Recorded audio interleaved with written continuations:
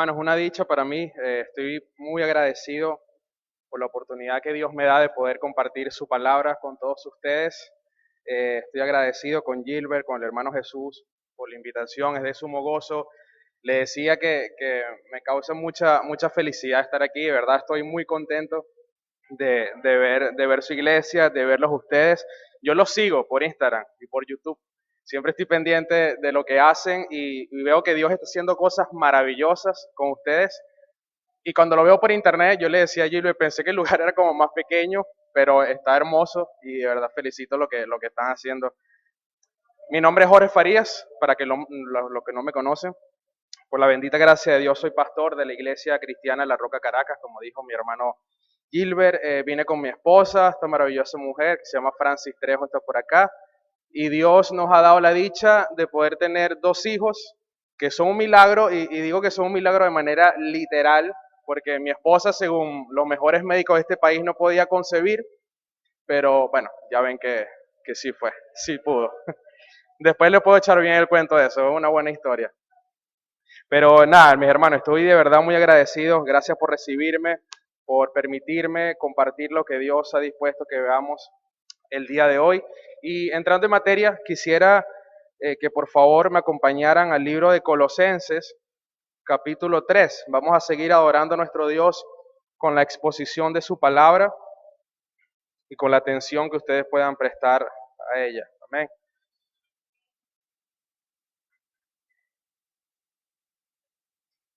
Colosenses, vamos a considerar hoy en el capítulo 3 los versos del 12 al 14. Vamos a leer esos tres versículos. Voy a estar usando la versión NBLA, Nueva Biblia de las Américas, pero no se preocupen si tienen Reina Valera, si tienen otra versión, no hay problema con eso. Pero voy a leer directamente la versión NBLA.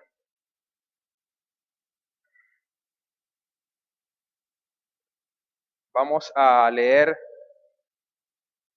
la bendita palabra de Dios con reverencia y a orar para que Él nos guíe. Dice Colosenses 3, del 12 al 14.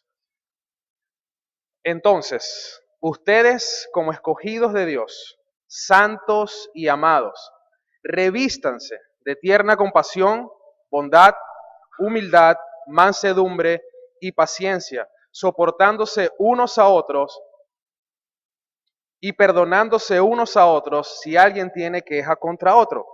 Como Cristo los perdonó, así también háganlo ustedes. Sobre todas estas cosas, vístanse de amor, que es el vínculo de la unidad. Señor, te damos muchísimas gracias por este día y por el enorme privilegio que nos das de tener libertad para congregarnos como iglesia, Señor, para adorarte, para exaltar tu nombre.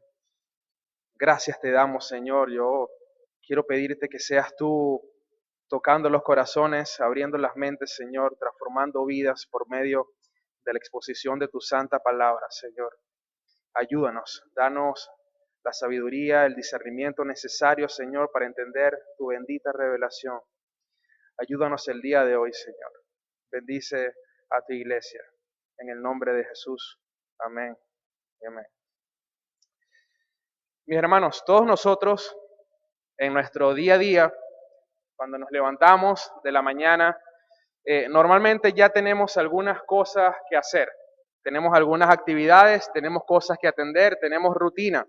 Algunas personas van al trabajo, otras personas deben salir rápidamente, llevar a sus hijos al colegio, otras personas salen a hacer diligencias particulares, por ejemplo, otras personas salen a hacer ejercicios, pero sea cual sea el caso, todos nosotros tenemos algo en común en esas mañanas, y es que tenemos que vestirnos para poder salir.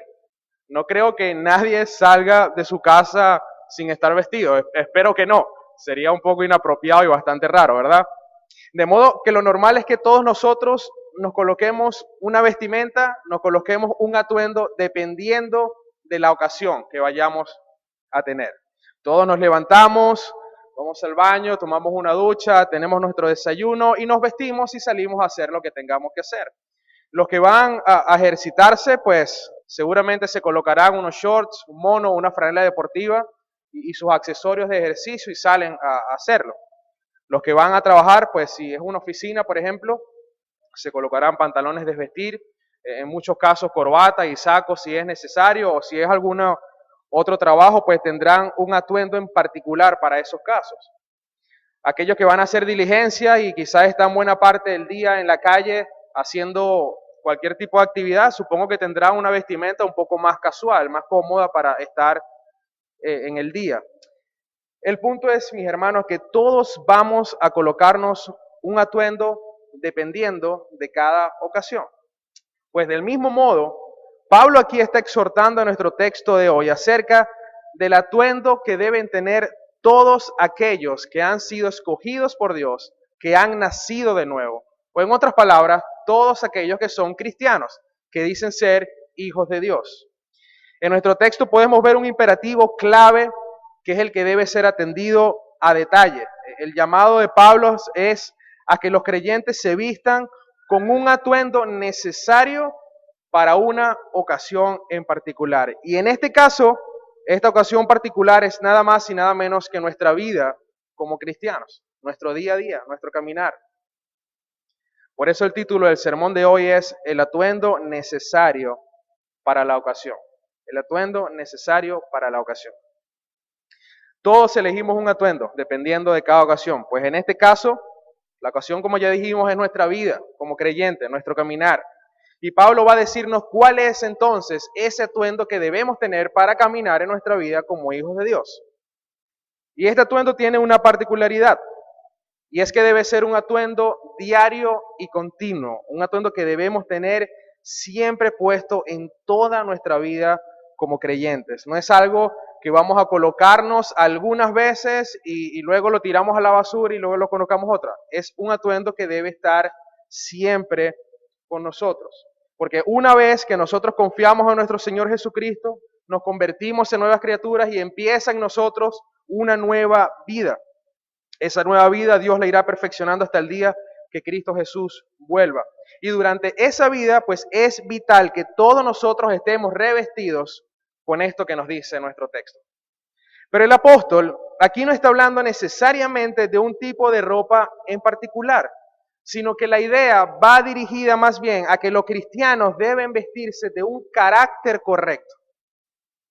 No estamos hablando de un estilo de ropa en particular, sino del desarrollo del carácter de un verdadero creyente.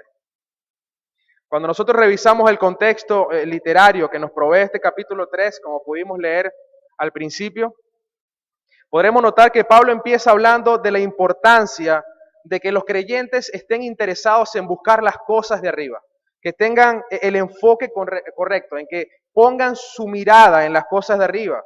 O en otras palabras, que aquellos que han sido resucitados con Cristo tengan ese enfoque correcto, teniendo en alta estima lo celestial y no tanto lo terrenal. Todo creyente ha muerto a su antigua vida y ha sido resucitado con Cristo. Y esa hermosísima realidad nos lleva a tener el enfoque correcto y prestar atención a algunas cosas que el apóstol Pablo va a seguir mencionando en el capítulo. Es necesario, dice a partir del verso 5, que nosotros nos despojemos de algunas costumbres que nos tenían atrapado en nuestra antigua vida y que ahora nos vistamos de algunas virtudes que caracterizan a un verdadero hijo de Dios. En este verso 5 del capítulo 3 dice que debemos considerar como muertas algunas cosas. No nos dice que debemos dejarlas y ya. Pablo está siendo bien tajante diciendo deben considerar como muertas estas cosas. Y las describe, dice, la fornicación, la impureza, las pasiones, los malos deseos y la avaricia. Pero más adelante en el texto nos dice que también hay que desechar otras cosas. La ira, la malicia, los insultos, el lenguaje ofensivo, la mentira. ¿Cuántos de nosotros no luchamos con este tipo de pecado, mis hermanos? Pablo dice que lo hagamos morir. Matemos, decía alguien, matemos el pecado o el pecado nos matará a nosotros. Y en estos pecados los creyentes anduvieron en otro tiempo. Vivíamos cometiendo este tipo de pecados deliberadamente cuando Satanás gobernaba nuestras vidas, cuando estábamos muertos en nuestros delitos y pecados sin opción a decir que no, éramos esclavos. Pero Dios cambió esa realidad. Y ahí entra el bendito y maravilloso pero que me encanta decir casi en todas mis prédicas.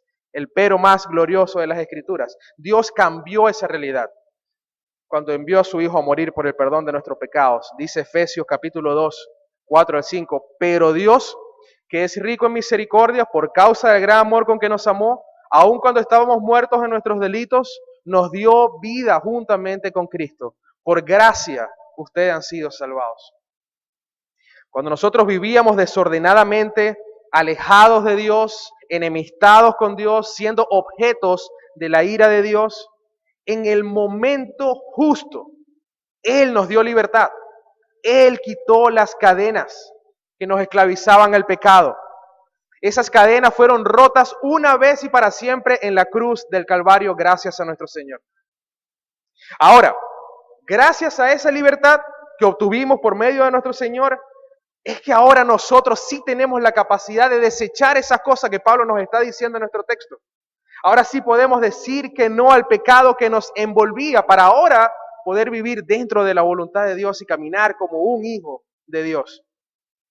Antes no podíamos quitarnos ese atuendo sucio, asqueroso del pecado, pero ahora no solamente nos los podemos quitar, sino que ahora podemos tomar el nuevo atuendo y vivir una verdadera vida cristiana.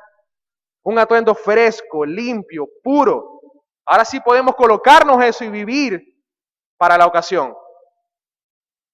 La vida del creyente, mis hermanos, no solo implica dejar de hacer cosas y desechar viejas costumbres, sino que implica hacer nuevas cosas y crecer en aquel que nos rescató. Muchas personas en el mundo piensan que una vez que tú te conviertes a cristianos, entonces eso significa que, bueno, tu vida ahora cambia porque dejas de hacer muchas cosas y ahora vas a tener una vida totalmente aburrida porque dejas de hacer cosas divertidas en el mundo, como por ejemplo ir a fiestas, tomar alcohol, tener novias y novios a cada rato. Y pare usted de contar. Ahora tu vida es aburrida. Yo supongo que a muchos de los que estamos aquí nos ha pasado algo como esto. Llegamos a los pies de Cristo, Dios cambió nuestra vida, Dios regeneró nuestro corazón, pero ese cambio trajo consigo que ahora nosotros perdiéramos muchas amistades, ¿verdad que sí? Perdimos muchas amistades, incluso perdimos el cariño o el buen trato de algunos familiares, porque ahora empezaron a vernos raros, ahora somos raros, ahora somos fanáticos, ahora somos exagerados, ahora somos extraños, cambiamos. Ahora somos enemigos del mundo. ¿Y saben qué, mis hermanos? Eso es exactamente lo que somos. Enemigos del mundo. Es la verdad, es lo que dice la palabra. Eso es lo que somos. La palabra dice que no podemos ser amigos de Dios y amigos del mundo. Dice Juan en su primera carta que si amamos al mundo, el amor del Padre no está en nosotros. Porque todo lo que hay en el mundo, la pasión de la carne, la pasión de los ojos, la arrogancia de la vida, no proviene de Dios, sino proviene del mundo. Entonces, es normal que todos piensen que volverse cristiano solamente implica dejar de hacer algunas cosas, pero ignoran que ahora los cristianos estamos llamados a hacer otras que Dios demanda de nosotros y desarrollar nuestro carácter cada vez más para parecernos cada vez más a Cristo, porque esa es la voluntad de Dios, hacernos cada vez más como su Hijo Jesucristo. No es solo despojarnos de algunas cosas, sino también vestirnos de otras. Es lo que Pablo empieza y viene diciendo en todo el capítulo 3. Y las últimas palabras que menciona Pablo en los versos 10 y 11, anteriores a nuestro texto, son las siguientes. Él dice, y se han vestido del nuevo hombre, el cual se va renovando hacia un verdadero conocimiento, conforme a la imagen de aquel que lo creó. En esta renovación no hay distinción entre griego y judío, circunciso e incircunciso, bárbaro, escita, esclavo, libre, sino que Cristo es todo y en todos. En la renovación de nuestra vida, Cristo lo es todo y está en todos aquellos que han nacido de nuevo. Ahora, en nuestro texto de hoy vemos que Pablo empieza diciendo, entonces, ustedes como escogidos de Dios, santos y amados, revístanse. Entonces, debido a lo anterior, ustedes están llamados a hacer algo.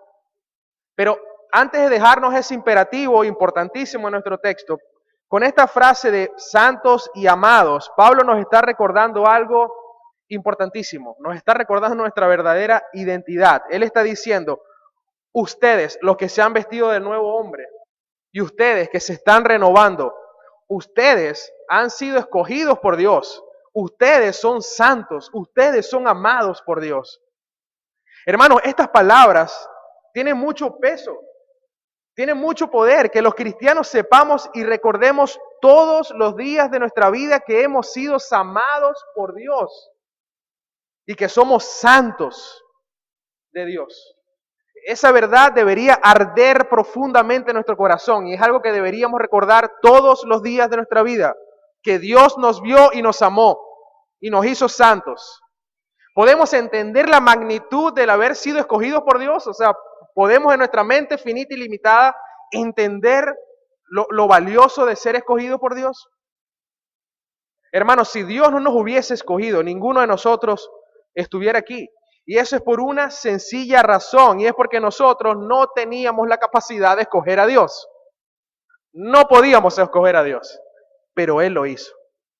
Recuerda nuestra condición pasada, éramos rebeldes, dedicados a nuestros pecados, a nuestros deseos, dominados por el pecado, obedientes al diablo, al príncipe de las tinieblas, como lo describe Efesios, quien era que gobernaba nuestra vida, y quien es, dicho sea de paso, el que ahora gobierna la vida de todos aquellos que no han depositado su fe en Jesucristo. El pastor John MacArthur dice en sus comentarios de este pasaje, nadie se convierte de manera única por su propia elección, sino solo en respuesta a la gracia soberana de Dios.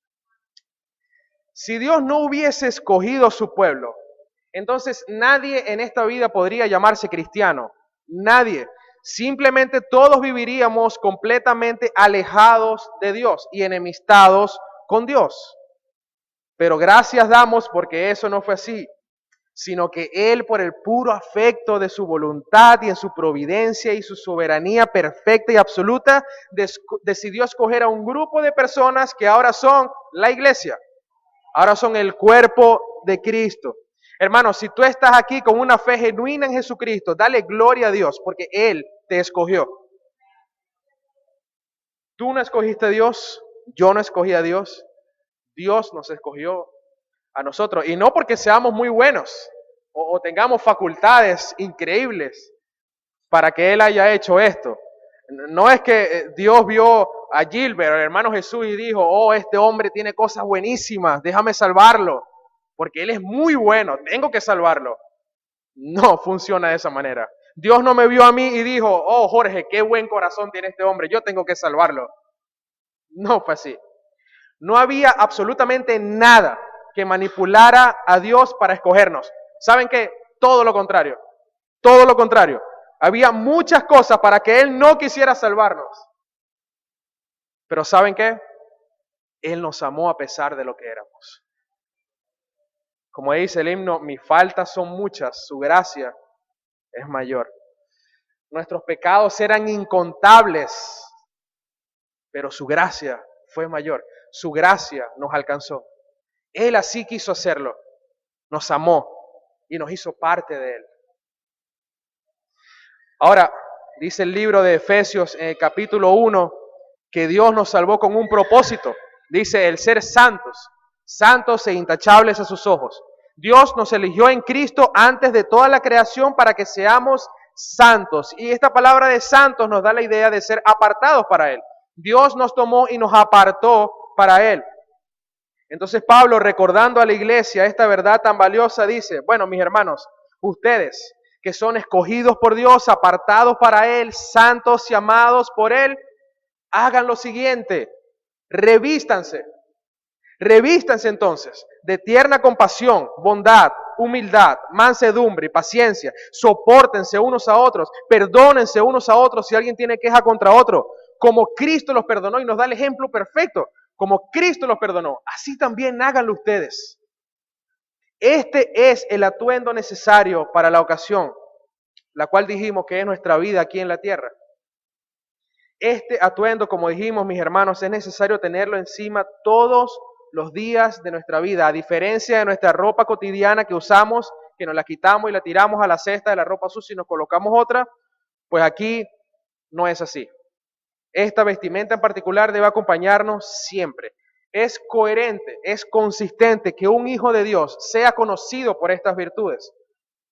Cuando la gente nos ve en las distintas áreas de nuestra vida, dígase trabajo, universidad, iglesia, hogar, lo que debe ver es un hombre que se caracterice por ser compasivo, bondadoso, humilde, manso, paciente, que soporta el agravio y que perdona como él ha sido perdonado.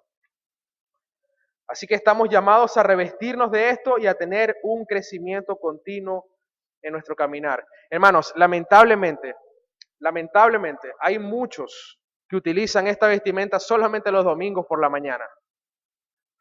Y al terminar la iglesia o al terminar el compartir con los hermanos, se quitan la vestimenta y la tiran la ropa sucia y viven otra realidad totalmente distinta. Y esto, mis hermanos, debemos considerarlo fuertemente y tener mucho cuidado, porque es una hipocresía y Dios lo aborrece.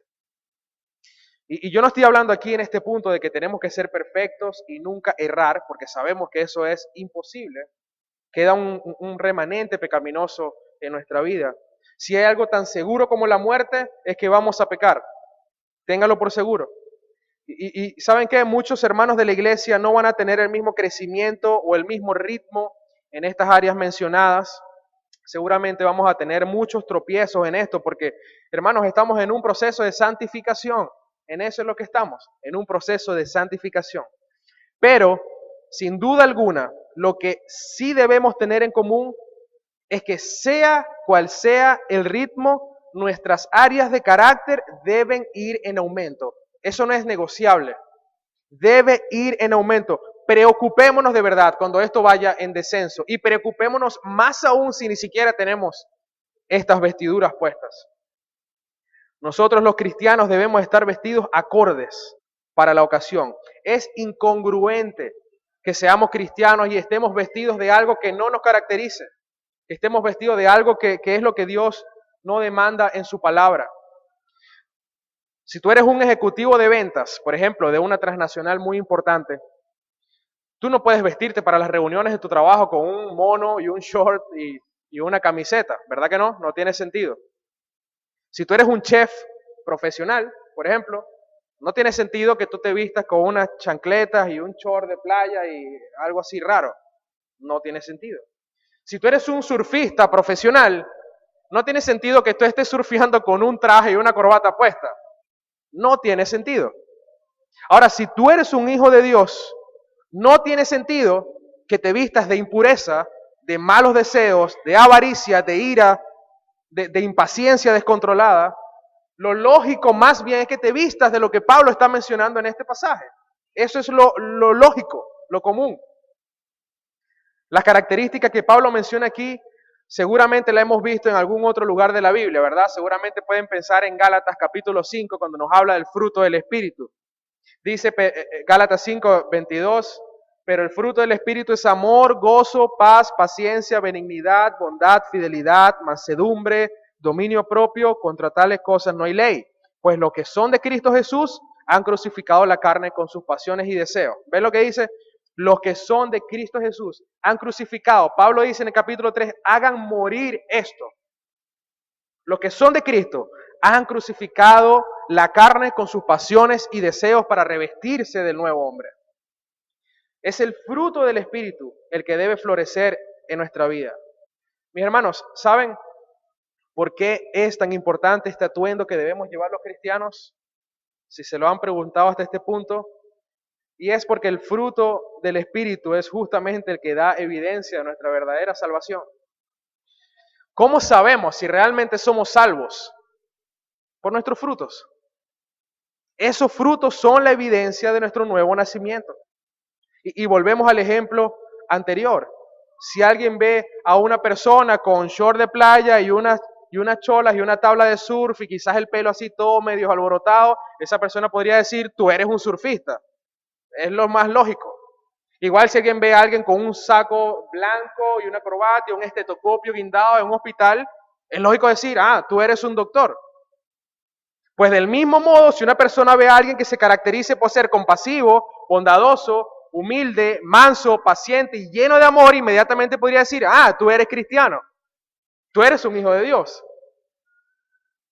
Nuestra vestimenta dirá quiénes somos, dirá a quién pertenecemos, dirá en quién estamos. Ahora bien, todos sabemos que ponernos este atuendo y mantenerlo limpio y pulcro no es para nada fácil, ¿verdad? Sabemos que nuestra carne y nuestro espíritu están en una constante guerra, una constante lucha. Sabemos que no es fácil. En primer lugar, hablando un poco y escribiendo estos puntos, no es para nada sencillo poder agarrar y decir, bueno, si esta persona está pasando por X situación, yo voy entonces a sentir compasión por ella y misericordia y voy a involucrarme a ayudarla. No funciona tan así. Y no funciona de esa manera porque nuestro impulso principal es pensar que nuestros problemas son siempre la prioridad. Y debemos estar pendientes de nuestros problemas. Y eso nos impide muchas veces tener misericordia por otros. Ver lo que está pasando la otra persona. Nuestro primer impulso es rechazar la compasión o rechazar la misericordia, como lo describe la versión Reina Valera. Incluso muchas veces pensamos que la otra persona no se la merece. No, esta persona no se merece la misericordia. No. Pero cuando nosotros vamos a la palabra de Dios y vemos, por ejemplo, lo que dice Pablo a Tito en el capítulo 3, nuestra perspectiva cambia por completo. Dice Tito 3, 4 y 5. Cuando nuestro Dios, nuestro Salvador, dio a conocer su bondad y amor, Él nos salvó, no por las acciones justas que nosotros habíamos hecho, sino por su misericordia. Dios tuvo misericordia de nosotros. ¿Cómo nosotros entonces no vamos a sentir misericordia por los demás? Debemos trabajar en esto. Ahora, en segundo lugar, tampoco es fácil decir, bueno, yo decido ser bondadoso y no voy a tener malicia en mí para nada. Pues lo natural en nosotros es que tengamos malicia, no que no la tengamos. Lo natural es que tengamos malicia, pero Pablo nos dice en el verso 8 de este mismo capítulo, versos anteriores, que desechemos justamente esto, la malicia. Deséchenlo, pero sin quedarnos allí, sino que ahora tenemos que vestirnos de bondad. Y la bondad es la buena disposición de nuestro corazón que nos lleva a procurar lo bueno para los demás. Tenemos que desechar la malicia, pero tenemos que vestirnos de bondad, no nos quedemos en el medio. Un creyente vestido de bondad debe alegrarse con las bendiciones de los demás. Y cuando busque algo a favor de esa persona, lo va a hacer sin envidia, sin malicia. Muchos de nosotros hemos escuchado la frase, ay, tú sí eres bueno, ¿verdad? Cuando vemos una persona que hace algo bueno, decimos, ay, tú sí eres bueno, siempre haciendo cosas buenas. Esta frase la usamos normalmente cuando una persona, a pesar de que está siendo desfavorecida en algo, responde con bondad. Pues así debemos responder siempre. Responder con bondad. Responder lo malo con lo bueno. Nuestro Señor Jesús dice en Lucas capítulo 6, a los que estén dispuestos a escuchar les digo, amen a sus enemigos, hagan bien a quienes los odian, bendiga a quienes los maldicen, oren por aquellos que los lastiman. Si alguien te da una bofetada en la mejilla, ofrécele también la otra mejilla. Si alguien te exige el abrigo, ofrécele también la camisa. Dale a cualquiera que te pida y cuando te quiten las cosas no trates de recuperarlas. Traten a los demás como les gustaría que ellos lo trataran a ustedes. Ahora, mis hermanos, vestirnos de humildad. ¿Será fácil esto? Vestirnos de humildad. Yo creo que es una de las más difíciles, sin duda alguna. Una persona humilde es aquella persona que entiende su posición y que se ve tal cual es. En nuestro caso, simples pecadores salvados por la gracia de Dios. Nosotros como cristianos debemos entender que ser humildes es vivir con el entendimiento claro de que todo lo que somos y todo lo que tenemos ha sido solamente por la gracia y la misericordia de Dios. De modo que nosotros debemos responder y vivir acorde a esa realidad. Pablo le dice en el libro de Romanos, dice, basado en el privilegio y la autoridad que Dios me ha dado, le advierto a cada uno de ustedes lo siguiente, ninguno se crea mejor de lo que realmente es. Dice, sean realistas al evaluarse ustedes mismos. Háganlo según la medida de fe que Dios le haya dado. Y si queremos ver quizás una definición básica de humildad que nos provee la Biblia, podríamos irnos a Filipenses capítulo 2, versículo 3, donde Pablo dice, no sean egoístas, no traten de impresionar a nadie, sean humildes, es decir, considerando a los demás como mejores que ustedes. Mano, nosotros somos tan egocéntricos muchas veces que justamente por eso es que nos cuesta vestirnos de humildad. Muchos nos consideramos mejores que otros. Muchos creemos merecer más que otros.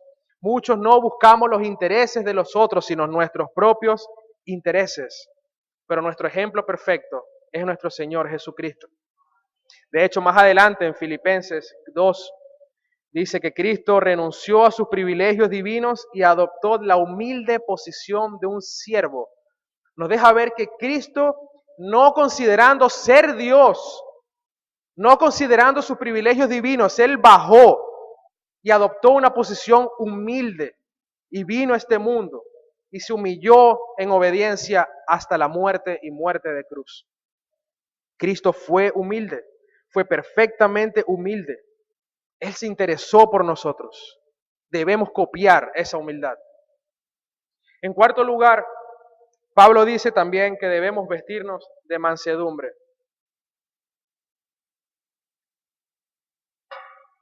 Y nos da la idea de que debemos ser personas gentiles, personas consideradas, incluso con aquellos que quieren hacernos daño.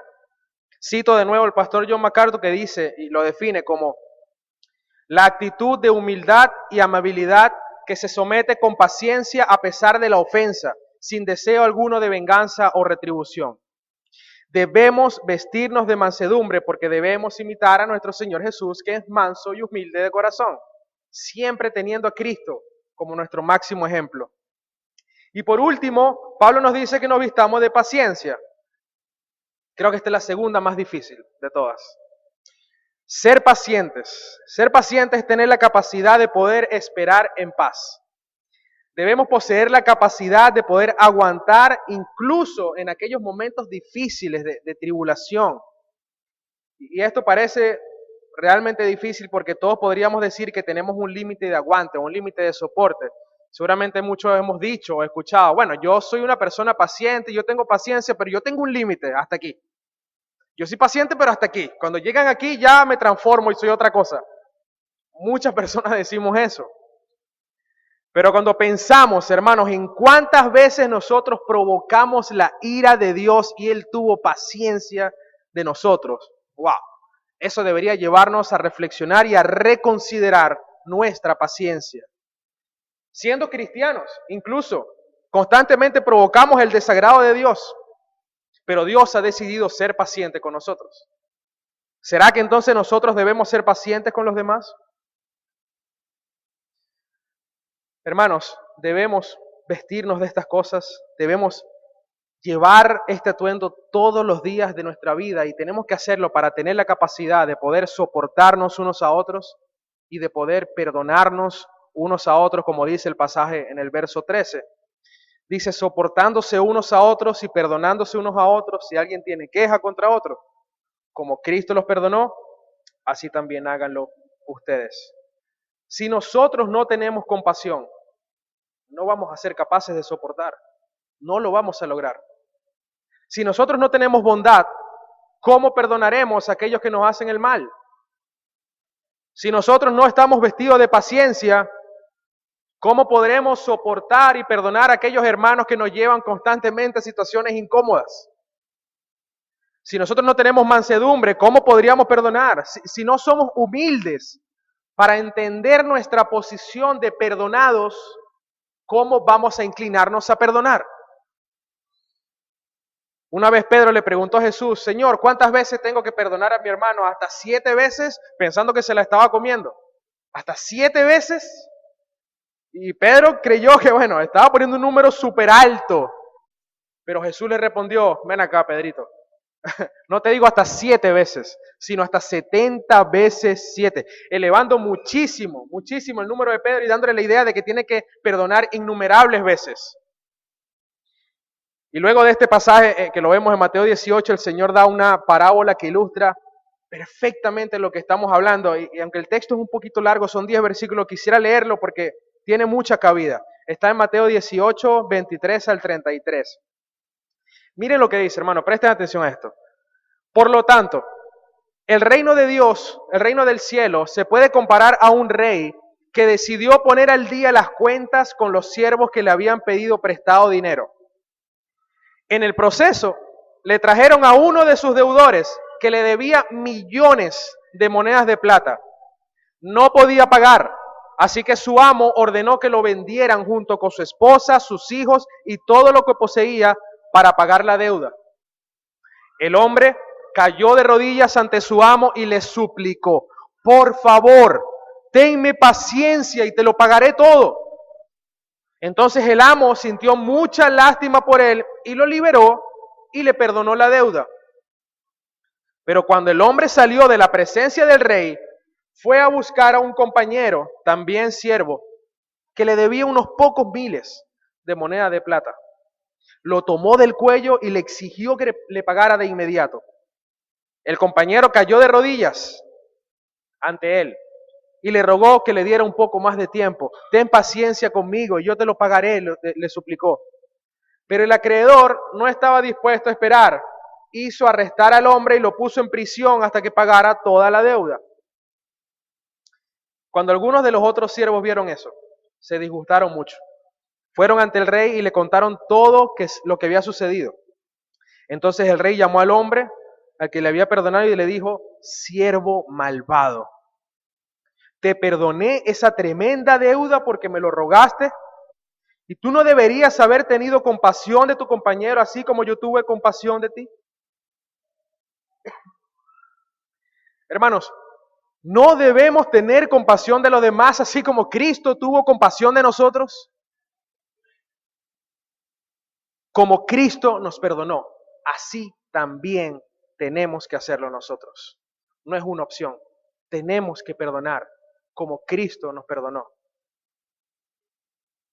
Hermanos, ¿qué sería de nosotros como iglesia de Cristo si todos estuviéramos usando este atuendo necesario para nuestra ocasión? ¿Qué sería de nuestra iglesia? Pues pienso que seguramente viviésemos en gozo constante y plenitud. Pienso que la gloria de Dios se manifestaría de manera especial y poderosa porque estaríamos viviendo dentro de su voluntad, desarrollando nuestro carácter a su imagen y semejanza, todos en conjunto como iglesia. Es sumamente importante entonces que atendamos a este imperativo de Pablo: revístanse de estas cosas. Ustedes que han sido resucitados con Cristo, que los ha perdonado, que han cambiado su vida, que su corazón ha sido regenerado. Hermanos, revístanse de esto. Esta es la vestimenta del cristiano. Pero después el verso 14 dice: sobre todas estas cosas, ahora Pablo empieza a subir la voz. Sobre todas estas cosas, vístanse de amor, que es el vínculo de la unidad, la cereza del pastel. ¿Por qué Pablo dice aquí que sobre todo lo que ha mencionado, nosotros ahora vengamos y nos detengamos y hagamos una pausa y pensemos que lo más importante es vestirse de amor? ¿Por qué? Pablo aquí está prácticamente diciendo: miren, de verdad es necesario que ustedes se vistan de estas cosas. Pablo, yo quiero que ustedes entiendan algo. Ustedes han sido escogidos por Dios, santos, amados. Ustedes han sido regenerados. Ustedes tienen una nueva vida. Ustedes entonces deben vestirse de estas cosas. Deben llevar este atuendo siempre con ustedes. Es sumamente necesario y es sumamente importante. Pero, hay algo más importante que no pueden olvidar. Que sin eso, todo lo demás carece de sentido. Permítame una última ilustración. Imaginemos por un momento que estamos en un lugar muy frío, con nieve, con temperaturas muy bajas y vientos muy fuertes, y estamos de visita en ese lugar. Y viene alguien, un local que vive allí, y cuando ve que vas a salir, te llama y te quiere aconsejar algunas cosas, y te dice: bueno, ven acá, te quiero aconsejar que te pongas las piezas necesarias de ropa para que puedas salir. Así que escucha con cuidado. Yo te digo: colócate unos pantalones gruesos, térmicos, para el frío. Este pantalón representa la tierna compasión. Viene y te dice que te coloques una camisa especial, también térmica, qué sé yo, para el frío. Esto representa la bondad. Viene y te dice que te pongas un gorro, un pasamontaña que te cubra bien las orejas, que puede representar la humildad. Viene y te dice que te coloques unas medias gruesas, bien gruesas, que representa la mansedumbre. Y por último te dice que te coloques unos zapatos acordes para caminar en la nieve, que podríamos decir que representa la paciencia. Y esa persona al final llega y te dice, bueno, te ve de arriba abajo, dice, estás bien, estás preparado, estás muy bien, tú no puedes salir allá afuera sin esas piezas, realmente son importantes, son necesarias, pero hay algo que te falta con lo que definitivamente no puedes salir. Y es el abrigo, la chaqueta. Él dice, si tú sales sin eso, te vas a morir de frío. No sirve de nada. Hermanos, el amor es el abrigo que cubre todo nuestro atuendo. Y si no lo tenemos puesto, no sirve de nada lo demás. Nos vamos a morir de frío. Nosotros podemos tratar de ser muy buenos cristianos y tratar de vivir bajo los estatutos de Dios y esforzarnos por tener una vida sobria, piadosa, pero si en nosotros no hay amor, no sirve absolutamente de nada. Todo nuestro esfuerzo no sirve si no tenemos amor. Porque el amor es lo que mueve al creyente. El amor es el combustible de un verdadero hijo de Dios. Y dice Pablo en el pasaje que el amor es el vínculo de la unidad. El amor es lo que nos une como iglesia. En otras palabras, el amor que Dios ha derramado en el corazón de cada creyente es el adhesivo de la iglesia, es el pegamento que nos une como familia.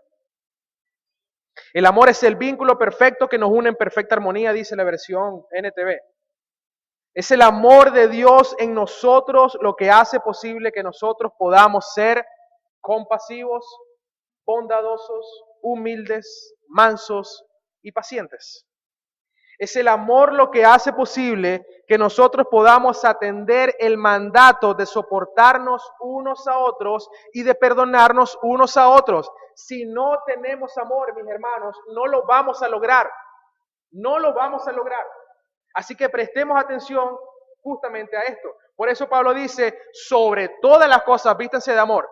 Esto es importante, pero sobre todas estas cosas, pongan el amor aquí bien arriba, porque es más importante. La iglesia de Cristo, mis hermanos, está llamada a estar unida en amor. Tal como Pablo le decía a la iglesia en Filipo, capítulo 2, háganme verdaderamente feliz poniéndose de acuerdo de todo corazón entre ustedes, amándose unos a otros y trabajando juntos con un mismo pensamiento y un mismo propósito. Lo más importante de todas las cosas es el amor. El amor es la más clara evidencia de un hijo de Dios. La más clara evidencia de un hijo de Dios es que ama a Dios y amas a sus hermanos. Primera de Juan 4, 7 y 8. Queridos amigos, sigamos amándonos unos a otros, porque el amor viene de Dios. Todo el que ama es un hijo de Dios. Si tú amas, eres un hijo de Dios. Pero el que no ama, no conoce a Dios, porque Dios es amor. ¿Ven cómo Juan no se para en temas grises? Él confronta directo, o es así o es así. O eres hijo de Dios o eres hijo del diablo. O tienes amor o no tienes amor. Si tienes amor, eres hijo de Dios. Si no tienes amor, no eres hijo de Dios. Tan sencillo como eso. Si no tenemos amor, nada somos. Si no tenemos amor, no seremos capaces de vestirnos de la manera adecuada. Si no tenemos amor, no podremos soportar a los demás. Y si no tenemos amor, no podremos perdonar. Hermanos, si no tenemos amor, no hemos nacido de nuevo. Si no tenemos amor, no hemos nacido de nuevo. Dice Romanos 5:5 que el amor de Dios ha sido derramado en nuestros corazones por medio del Espíritu Santo que nos fue dado. Y esto me encanta y es importante saberlo, porque nosotros mismos no producimos el amor, como muchos piensan. Nosotros no producimos el amor. Nada depende de nosotros, mis hermanos. Todo depende de nuestro Dios. Este amor nos es dado, Dios nos los da. De modo que, si en nuestra vida no hay amor, es porque Dios no ha derramado amor en nuestros corazones. Y por ende, no hemos nacido de nuevo. Si es tu caso, yo quiero decirte algo. Corre a los pies de Cristo. Corre desesperadamente a los pies de Cristo. Arrepiéntete de tus pecados y cree en Él. Él murió en una cruz para perdonar tus pecados, para reconciliarte con Dios. Tú por tus propios medios no puedes hacerlo. No tienes acceso al Padre. Es solamente por gracia que Dios te da la oportunidad de que hoy te arrepientas de tus pecados y que puedas creer en Jesús y aceptar que Él es el único camino, la única verdad y la única vida, y que nadie puede ir hasta Dios sino por medio de Él. Debes reconocer hoy que dependes de Cristo para tener vida eterna. Es solamente por Cristo. Y para que ese amor del que hablamos pueda ser real en tu vida y para que puedas tomar ese atuendo de carácter y colocártelo para la gloria de Dios. Mis queridos hermanos, el imperativo que vemos en este pasaje es muy claro y preciso. Tú que fuiste pensado antes de la fundación del mundo, tú que has sido amado por Dios, tú que has sido escogido por Dios para ser santo, tú que has sido salvado por gracia, tú que te has arrepentido y tú que has depositado tu fe en Cristo, tú que tienes el Espíritu Santo de Dios en tu vida, tú debes vestirte acorde a esa realidad que acabo de mencionar. Si tú eres un verdadero cristiano, entonces es necesario que elijas ya mismo ese atuendo y te lo coloques y lo mantengas limpio, pulcro. Sé que probablemente estés luchando con áreas de carácter pecaminosas en tu vida.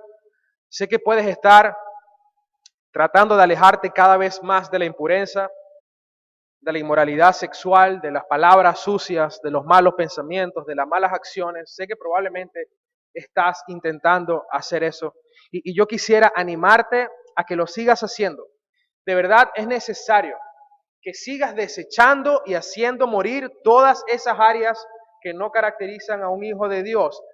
Pero no te quedes ahí. No te enfoques solamente en despojarte de eso y quedarte en el medio. Recuerda que hay que hacer otras cosas. Toma el atuendo que describe la palabra de Dios, póntelo y atesóralo tanto que te preocupes de mantenerlo bien limpio todos los días de tu vida. ¿Quieres un estímulo para poder hacerlo? Te tengo el mejor. Dios lo demanda en su palabra. ¿Necesitas dominio propio para poder hacerlo? Ora y pídele ayuda a Dios. ¿Necesitas situaciones que te ayuden a crecer en esta área? Tus hermanos te van a ayudar. Haz vida en tu iglesia. Créeme, tendrás ocasiones perfectas para ser paciente, bondadoso, amoroso, y tendrás que perdonar muchísimo, y te tendrán que perdonar a ti muchísimo. De eso se trata nuestra vida.